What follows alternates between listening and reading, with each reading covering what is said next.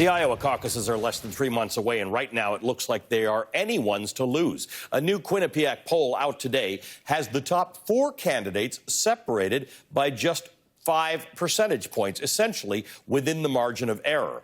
Warren leads with 20%. Pete Buttigieg close at her heels at 19%. Bernie Sanders in third place at 17%. Joe Biden rounds up the top tier with 15%. No other candidates crack double digits. Notably, more than half of those surveyed say they could still change their minds before February the 3rd. Still with us, Jason Johnson and Lanhee Chen. Lanhee, looking at those numbers, we basically have 4 candidates at the top.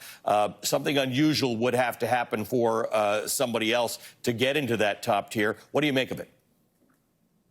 Well, 2 things, Ali. One is I think traditionally Iowa is tough to poll, so you're going to see a lot of variance here over the next couple of weeks, and numbers are going to bounce around.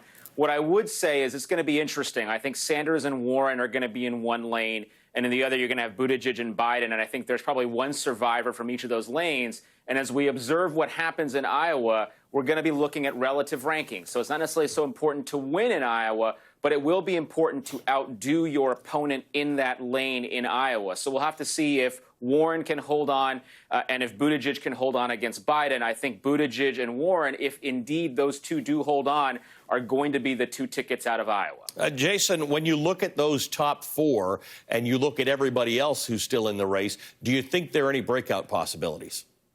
Well, the breakout possibility right now appears to be Mayor Pete. But I got to be honest with you, these are very, very disappointing numbers if you're Bernie Sanders or if you're Joe Biden. Bernie Sanders is already known there. He is known as being a fantastic caucus organizer. So for him to have dropped as far as he's dropped and be beaten at least in right now's polls by Mayor Pete, who basically just showed up about 6 months ago in this campaign, or Elizabeth Warren, has got to be very disappointing. But ultimately, it's November. And I can't take too much. I can't draw too much from any polls that are happening in November. We're still 2 months away. There are still other events that can happen. There are still other debates that can occur. But I think what's most likely to happen right now is we're not going to get anything conclusive out of Iowa. It may be so close that everybody has to make a mad scramble for New Hampshire or Nevada or for South Carolina, because there won't be any real separation out of the first contest. And Lanhee, as a Republican, what scares you the most in that polling?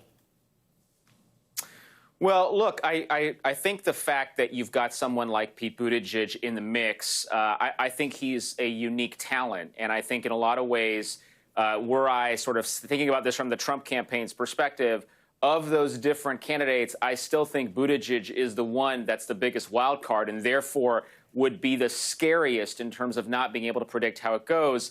I think, look, if Elizabeth Warren comes out of Iowa, I have to disagree with Jason in the sense that I think if Elizabeth Warren ends up winning that nomination, it's a gift to Donald Trump. I just don't see how someone who's taken the position she's taken ends up beating Trump, even given all of Trump's negatives at this point in the campaign. All right, we'll leave it there. We'll continue this discussion because we will have lots of reason to. Jason Johnson and Lanhee Chen, thank you both for being with us tonight. Coming up, the president complains